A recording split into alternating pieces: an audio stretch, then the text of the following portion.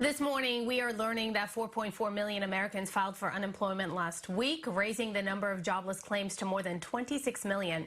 And the numbers are also staggering here in Southern California, or California in general. People have filed for unemployment in just the past month. Many of you have so many questions during this difficult time, so you are in luck. We have financial expert Brian Levy here to help answer some of your questions. Again, these are your questions. Brian, good morning to you. Thank you so much for taking the time to answer some of these questions. Let's get right to the first one. If I work part-time, will I get the additional $600 a week? So that's a great question, and it depends. You have to report your earnings, and when you look at, you have to have an active unemployment claim from March 29th through July 31st. So, but as long as you qualify for $1 out of the $450 we traditionally receive each week for unemployment, you get that additional flat $600 a week for essentially 4 months. Okay. And then what about this? If I was on unemployment and it expired in March, am I still eligible for the unemployment now? So this is someone who is already not employed. Yeah, great question. So typically unemployment is for 26 weeks, roughly 6 months. And what happens is after that time, it sort of expires. The COVID-19 crisis that came out and extended that an additional 13 weeks. So you had to have an active claim, the claim had to end after March 29th. And assuming your unemployment ends from March 29th through the end of this year, they will extend it an additional 13 weeks.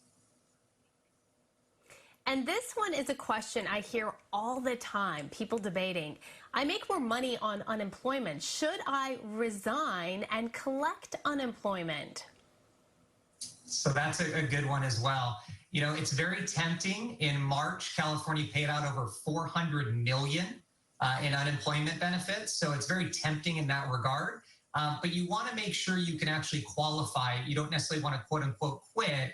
And the EDD website is a great resource, edd.ca.gov. And if you have an underlying health condition that puts you more at risk for COVID-19, you could very well qualify for unemployment. And we always recommend applying and let the EDD come back and tell you whether you qualify or not. What have you heard from people, because you're out and about and talking to people all the time? What is one question some of our viewers didn't ask that you think it's they have an answer to? Well, I think the big one is overall is where your personal need is at.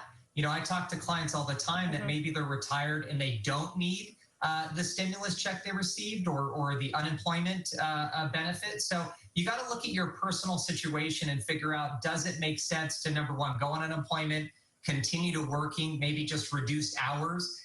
But a great resource, like I mentioned before, is the EDD website, because all these rules are new with the COVID-19. In the past, you had to go out and try and look for work during the time that you were unemployed. Now you don't have to. You know, one other thing that I often hear people say is maybe this will make people not go into retirement. Maybe this will force them to continue working, or even vice versa. Yeah, you know, one of the things we advocate for our clients, we focus on retirement planning, is having a plan, not just a portfolio of stocks. And when you go into a situation like this where you need to rely upon your money that you have saved up in your 401k, it's a challenging time for all of us and a scary time. But if you have a plan, not only in the good times, but in the bad times, you can fall back on it. Brian, thank you so much for being with us this morning. That was really helpful, and I love getting those viewer questions answered. So if you have questions, send them our way, and we'll do our very best. Take care, Brian. Thanks for having me.